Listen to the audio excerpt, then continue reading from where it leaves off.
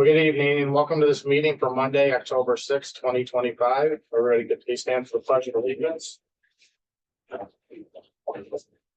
I pledge allegiance to the flag of the United States of America and to the republic for which it stands, one nation, under God, indivisible, with liberty and justice for all.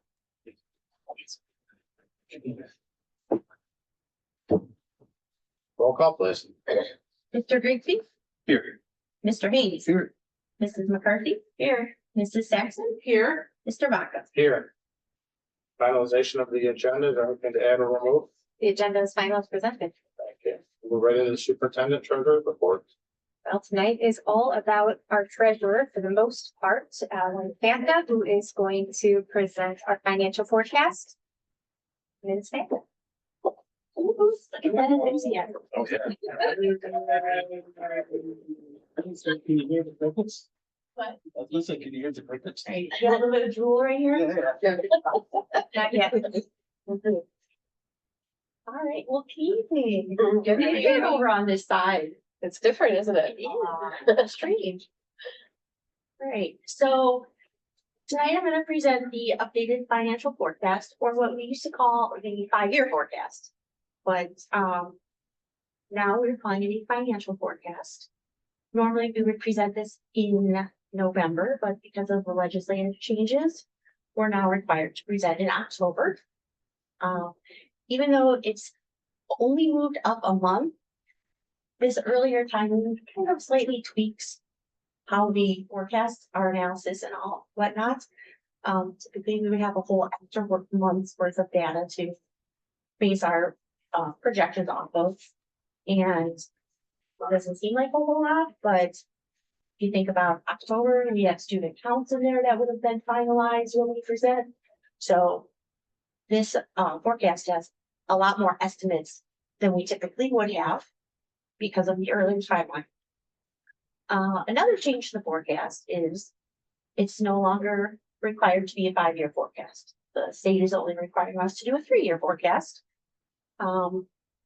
But while they only require us to do a 3-year, we will continue to do a 5-year. And that is for several reasons. Most deficits can be found in years 4 and 5 of the forecast. So if we stop at 3, we're really not capturing everything. And it also helps when we do multi-year contracts, negotiations, things of that nature. We can project out to see how far it is. It helps us with levy timing, staffing decision. And it also helps the decisions that we make today, how it impacts us going farther out. All right, so ready to go.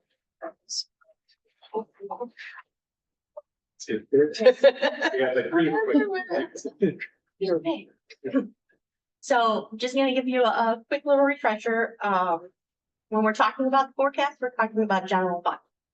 General fund, you can compare that to like your checking account. That's where you pay pretty much the majority of your everyday operations from, your utilities, your babysitters, all that kinds of thing. In our case, this is where we pay for our salaries, our supplies, our utilities, everything that we need to operate on a daily basis. So if you look at this slide, we're looking at our cash balance. Our cash balance is the amount of money that is left in the bank. So we can think of this as like, looking at this, we can think of this as our beginning bank balance. So as July 1st, the beginning of the fiscal year, we started with $21 million. Okay, and then we're projecting that by the end of the fiscal year, we're going to end with $23 million. On the right-hand side of the slide, oh, sorry. It's just projecting how much in revenue and expenditures we're planning and anticipating to bring in and spend, and then what that difference is between the two. So we're looking to be on the good side of $2 million. Okay. So if we look at the revenue, the slide is based off of our revenue. And we remember from the first page, we were looking at about $61 million. This is how our revenue comes to us and how it's broken out. It's broken out by local share, state share, and other revenue. Our local share is 63% of our entire revenue comes from property taxes. Right? Then the state share of our funding is about 30%. The state uses a wonky little calculation based off of per pupil to determine what we receive from local share, what they decide they should give us to make up the difference. So we're at about $12.6 million coming from the local fair school funding, and about 5.6 of that state share is the reimbursement of property taxes or homestead or rollback. And then lastly, we've got about 7% coming in from other revenue. The other revenue is things like kindergarten tuition, preschool payment in lieu of taxes, and earnings on investments.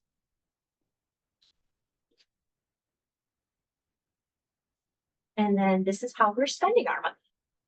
As you can see, the big majority of what we spend our money on is personnel, salaries and benefits. We're a people business, so it makes sense that we spend the biggest chunk of change on salary and benefits.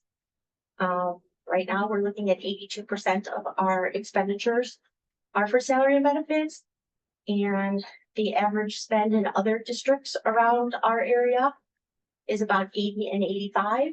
So we're kind of mid to lower, so we are pretty much right on par with everybody else, but slightly better.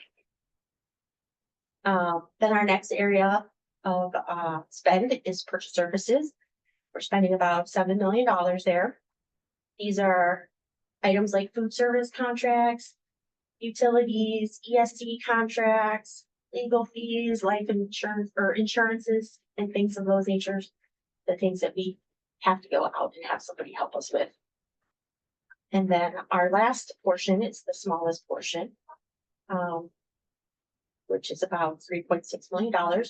Those are just small random things that make that up. Supplies, miscellaneous fees, any kind of small repairs or maintenance that doesn't fall into a capital outlay project. So right now, if we looked at what we were bringing in and what we were spending, we're projecting to spend less than what we actually bring in. This slide's always a little deceiving because it looks like there's such huge differences in the revenue and the expenditure, but it's really not that big of a difference, but it looks ginormous on this graph. So it always freaks me out a little bit. But if we look at the little portion over on the left-hand side, our revenue is the blue. Sorry, I can't see with my glasses that far. The revenue is the blue and the expenditures are the orange. So right now we're trying to continue to bring in slightly more than what we're spending. But as you look out in like years 4 and 5, it's starting to catch up. And then over on the right-hand side, we're looking at projected cash balances, fairly steady all the way across up through the entire slide. Just slight increases year over year, but then again, in years 4 and 5, we can see that it's kind of starting to level out. So if we look, we'll only be gaining about $1 million in those last 2 years of the forecast, whereas in the first 3 years of the forecast, we can gain about $2 million.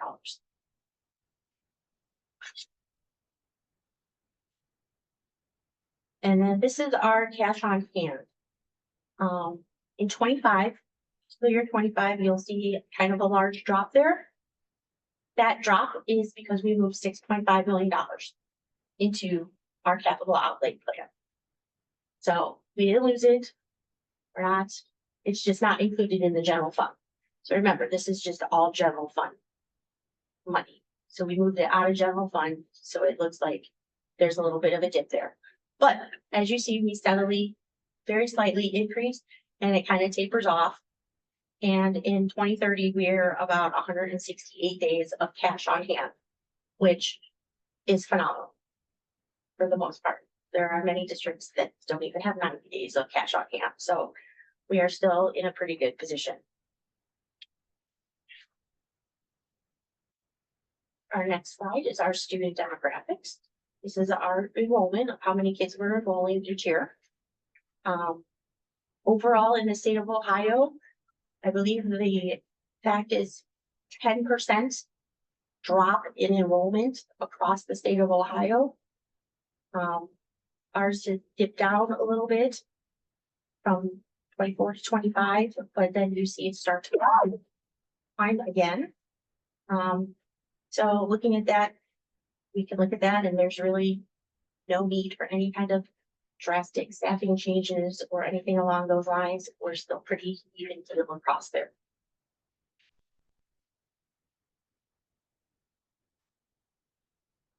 This graph is our per pupil spending.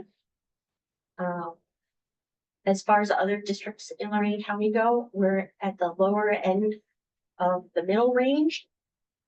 But we still are 4 out of 5 star rating. So even though we are spending less, we are still providing quality education to the children. And then just a quick mention, other than the little bump there in 25, you just see that it slightly increases every year. That's basic inflationary. Every year, everything goes up. Same thing with the cost of educating a child goes up every year, regardless of what we do.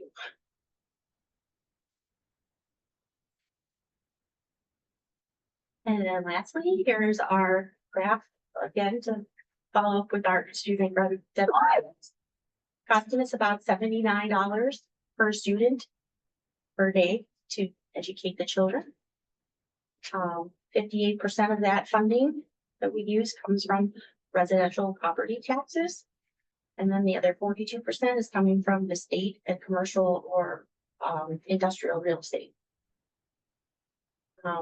Overall, the average per pupil spend in Ohio in a 24-25 was $88. So we're still less, not far less, but we're still less, but still, again, we're still making great strides being a 4 out of 5 star district.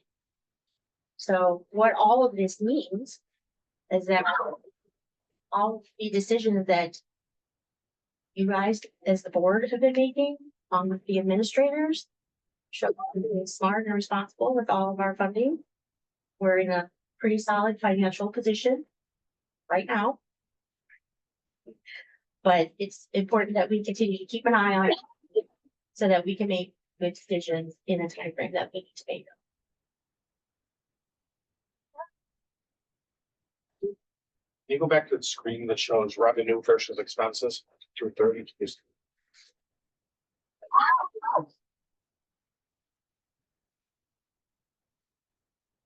The bar chart. Bar chart? Yeah, or. Yeah, yes, sorry. So 2012, when we asked for new money, we promised this community that we would not come back for at least 10 years. We've now extended that out to 20 years. In spite of what Columbus is trying to do currently. Well, this does not have any of the Columbus pieces factored into it. We'll see drastic changes based off of that.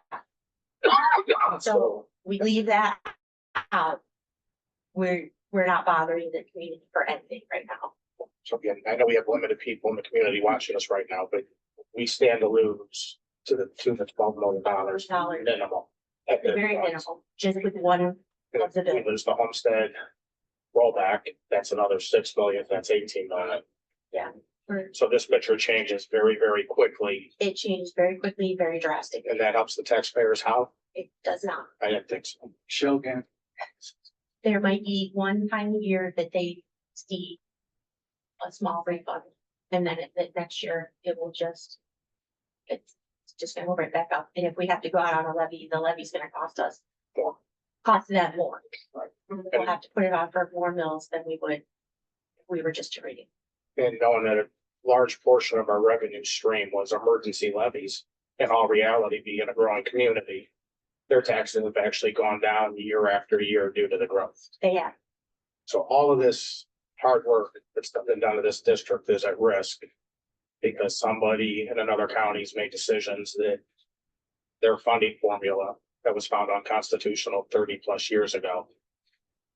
They're gonna fix it by just taking it away with no answer on how they're replacing that revenue stream, Correct. other than the taxpayers again in the same community. Well, sure. Okay. And then the other things that they're gonna do is um. They wanna increase sales tax to, that's another thing I've heard. Well, who wants to pay 12% sales tax on local bread, like. Right. It's, they're gonna pay it one way or the other. They're not making very smart decisions. Wendy, can you speak at all to, and I think this is a little bit about what Frank was just saying, but, in Columbus, the legislators overrode the governor's veto of line item 66.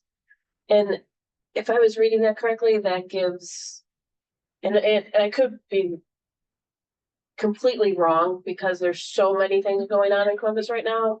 I was reading a legislative report that I get from OSBA today, earlier, and okay, sidebar, right? So back to my question in a second, but sidebar on that, I was reading this legislative report.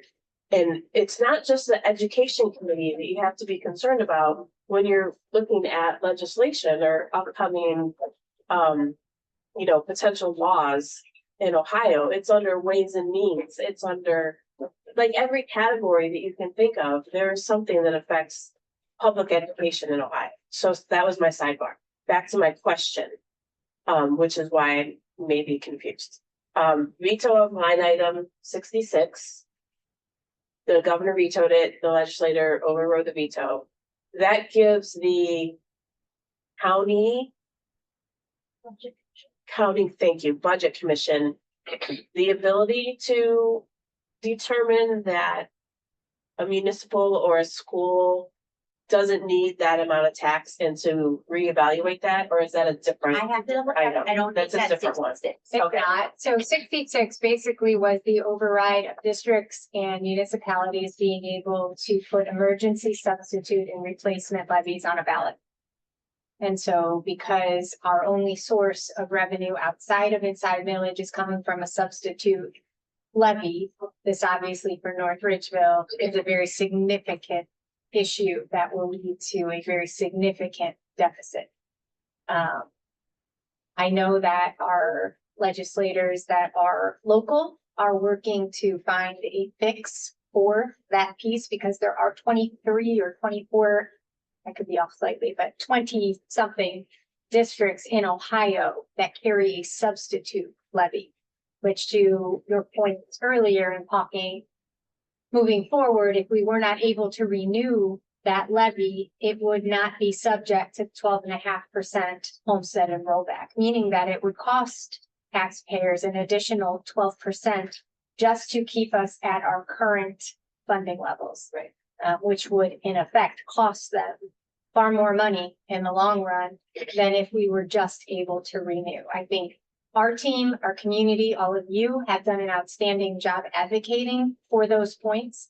And our legislators understand that they don't want to do something that is going to cost people more money. And I think it was a slight oversight. But there are lots of districts, hundreds of districts with emergency levies. And so the idea is that they want all levies to be fixed some levies, which by the way, substitute and emergency are. But we're talking about vernacular. So, but that's what we need to do, but we're able to have language that would allow us to use renewal language on a future ballot. We would not be in this current situation. But that is veto item 66, which now has been overrode both in the House and the Senate. The Budget Commission is a totally different one that has not yet been addressed by the House. I believe Wednesday, the other overrides will be addressed by the House. And we have been assured that the Senate will override all of those overrides that are sent to them from the House, which will include your Budget Commission, it will include your carryover balance, et cetera, et cetera. So then it's going back to what it was. Then Pretty much. Before the governor Yes, vetoed. before the governor vetoed it all, they're pretty much reversing everything that they have. Correct. Yeah, And if you have specific questions about those, I'm happy to answer those or talk with you further. As now I've become intimately involved.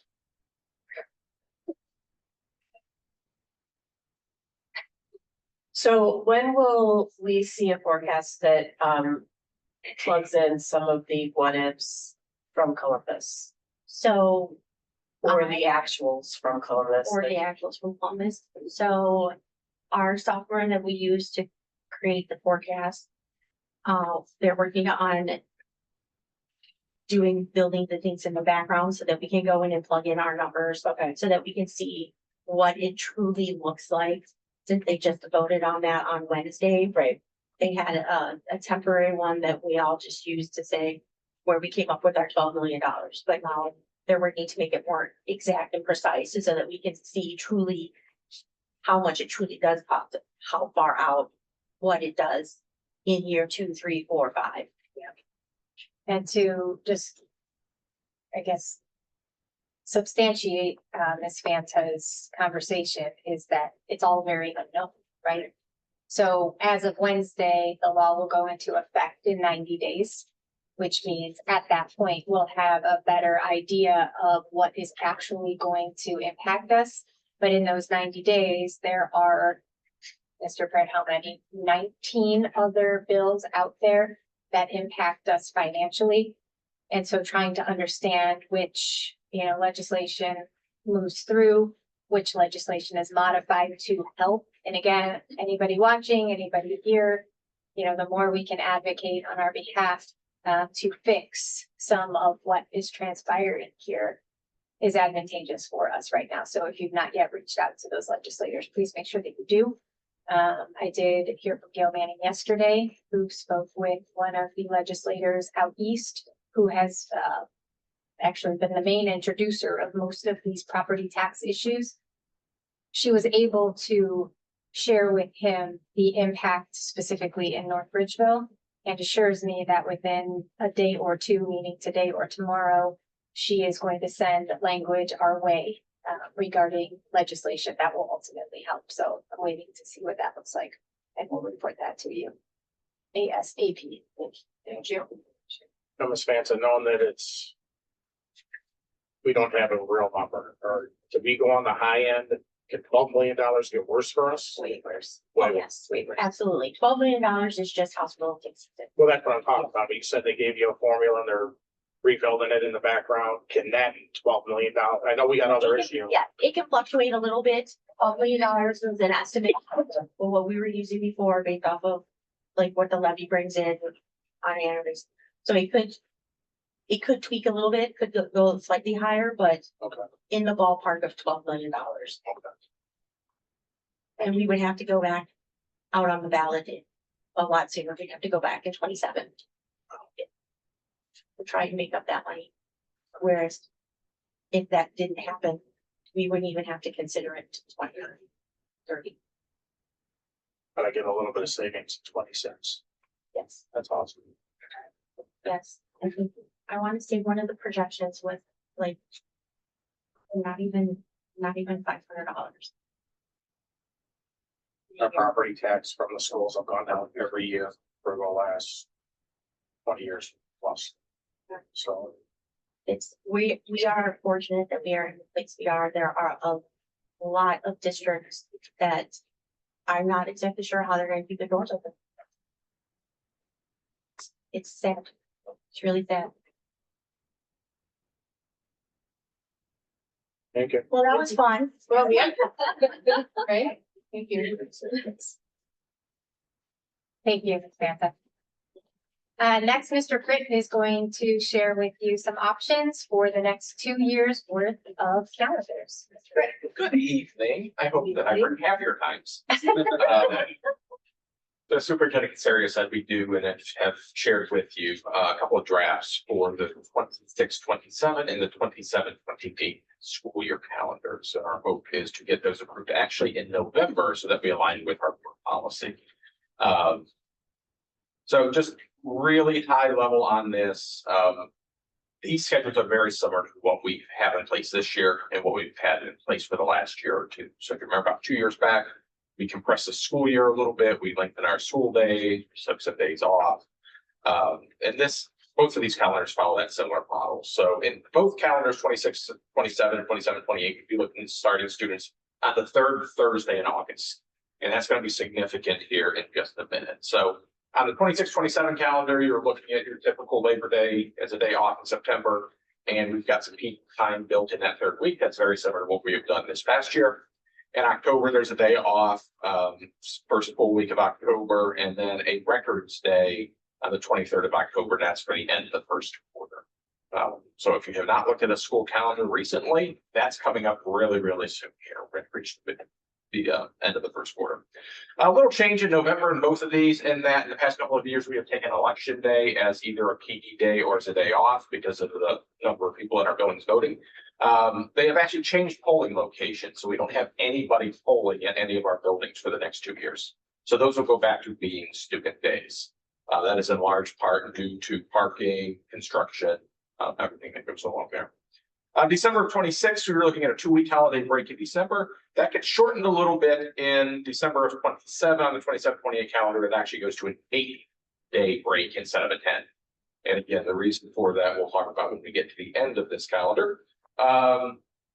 January has the 8th off in the 26-27 calendar, and January 3rd off as a Records Day in the 27-28 calendar. And what's beneficial about that is 27-28 calendar accomplishes the goal that we've long set out to do, which is to end the second quarter, the first semester before the holiday.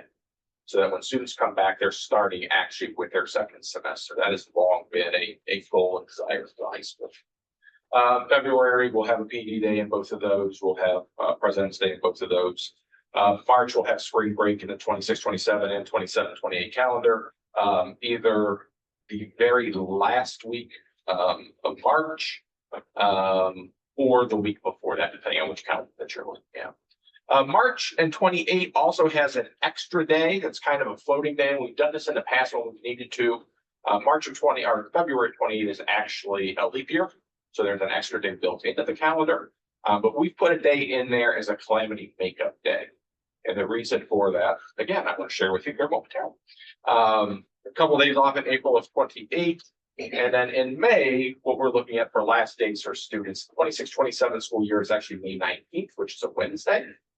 And then for the 27-28, it's May 17th. And the reason we have shifted this schedule a little bit is the end of that calendar, the 27-28 school year, is the summer that we move into the new high school. So we have made a conscious effort to try to get that 27-28 school year wrapped up as quickly as we can so that we can get movers in to get stuff shipped across the parking lot into our facilities. So the goal when we get to What's the end day again? 27-28? 27-28, last student day would be May 17th. Thank you. And staff would be May 18th.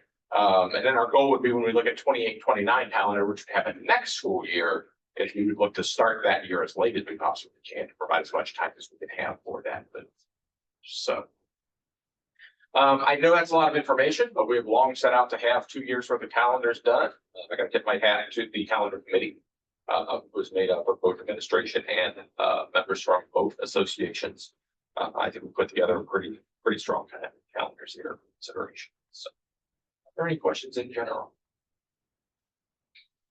Well, you said last day for the 27-28 year was May 17th. Yes. Yes, and May 19th for the 26-27. So in what year did you say, is it 26-27 that we are ending our semester before the holidays? 27-28. 27-28. 27-28 process. Yep. Okay. And that's because we've been able to take a couple of days off that holiday break, that winter break. Yeah, I think that's fantastic. I love that the students can end that, have a break and come back and start fresh.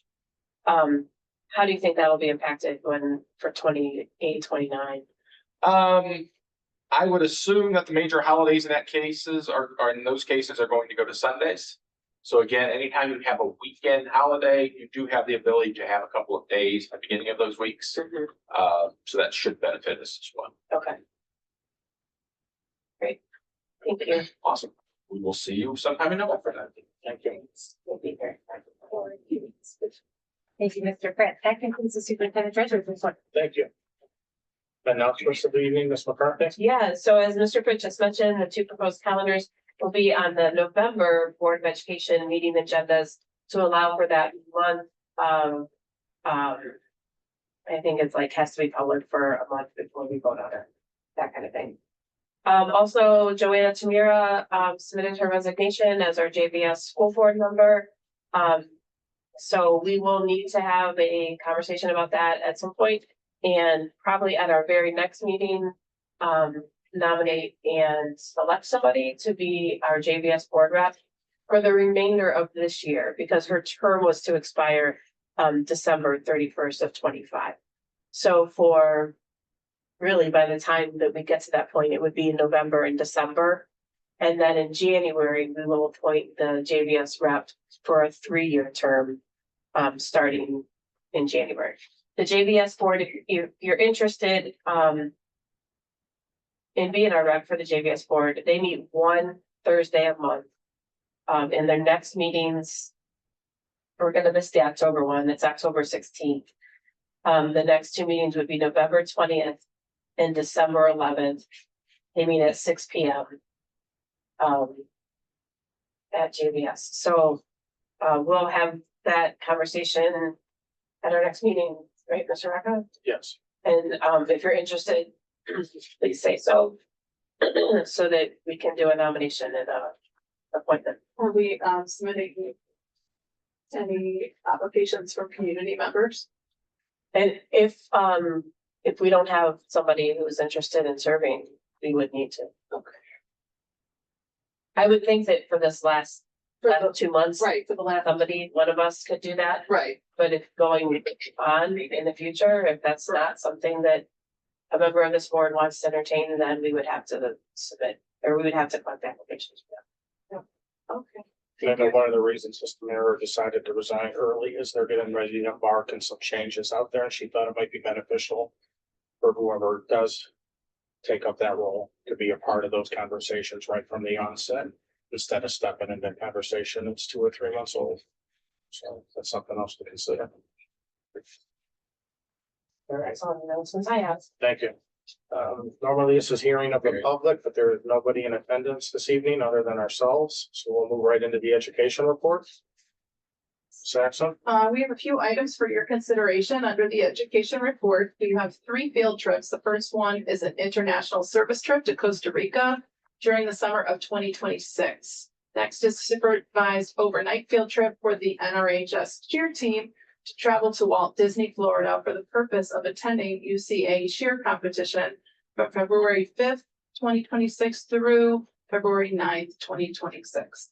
Finally, a supervised overnight trip for the North Ridgeville High School American Sign Language classes to Washington, DC and Gallaudet University for a college visit scheduled for March 11th through 13th, 2026. This is the first reading for these items. The second reading and consideration for the approval will be at the October 21st regular meeting. Thank you. Ms. McCarthy, policy report. This is the first reading of a new and revised set of policies hosted by Neola. Committee has reviewed and made edits to the policies listed below. The second reading and consideration for approval will be October 21st. At a regular meeting, I did want to make mention of the very last policy that's listed, 8500. I feel like it needs a little bit more work. We can vote on the changes that have already been made, but I'd like the policy committee to look at that one again in terms of specifically around what children get when they're negative in their balance for food services and how that's handled and what can be provided. So that one needs a little bit more work, but I feel like we've made some edits to it that are moving in the right direction. Communications report, Mr. Grady. Thank you. It is recommended that the Board of Education accept the following gifts with appreciation. There's an anonymous donation of $5,000 to support the district's AI subscription purchases. And towards the Riders on the Ridge program, the North Ridgeville Non-Teaching Education Association gave $180 in gift cards. The Rotary Club of North Ridgeville also donated $180 in gift cards. The VFW Post 9871 gave $2,000 for prizes. IWI Incorporated and Planet Fitness both donated $250 towards the Monster Dash. And the Liberty PTO gave $287.20 for staff appreciation. The Athletic Boosters donated $4,000 towards the women's basketball, $2,000 for the golf team for time at Sportsville, $3,000 for the Kipper website access for the coach and AD use, and $6,258 for senior banners. And as always, we thank our community for the tremendous support of our schools and students. Thank you. Human Resources Report, Mr. Haynes. We have a number of items in the Human Resources Report. 1 certified staff leave replacement contract, 2 support staff appointments, 5 support staff substitute contracts, 3 NREA supplemental contracts, 2 non-NREA supplemental contracts, 1 certified staff adjustment, 1 certified staff leave of absence, 3 support staff leave of absence, 2 certified staff resignations, 4 support staff resignations. This is the first reading of these items. The second reading and consideration for approval will be on October 21st regular meeting. This concludes the Human Resources Report. Thank you. We have the finance report, Ms. McCarthy. Thank you, Mr. Vaca. Of the only item for consideration under the finance report this evening is the October 2025 financial forecast as presented by Mrs. Bantha. I move to approve the finance item in 1 reading. Second. Moved by Ms. McCarthy, second by Mr. Haynes. Is there any discussion? Ms. Bantha, can you tell us when is our next update? I know they switched the schedule around It will be in February. February. Thank you. Anything else? Roll call, please. Mrs. McCarthy, Yes. Mr. Haynes, Yes. Mr. Grigsby, Yes. Mrs. Saxon, Yes. Mr. Vaca. Yes. It's recommended the Board of Education enter into executive session to respect the appointment, employment, dismissal, discipline, promotion, demotion, compensation of public employees. Excuse me, and matters related to negotiations of public employees. There will be no action to follow. Second. Moved by Mr. Grigsby, second by Ms. Saxon. Roll call, please. Mr. Grigsby, Yes. Mrs. Saxon, Yes. Mr. Haynes, Yes. Mrs. McCarthy, Yes. Mr. Vaca. Yes. All right, everybody. Thank you. Everybody's going. David, Sam, be safe.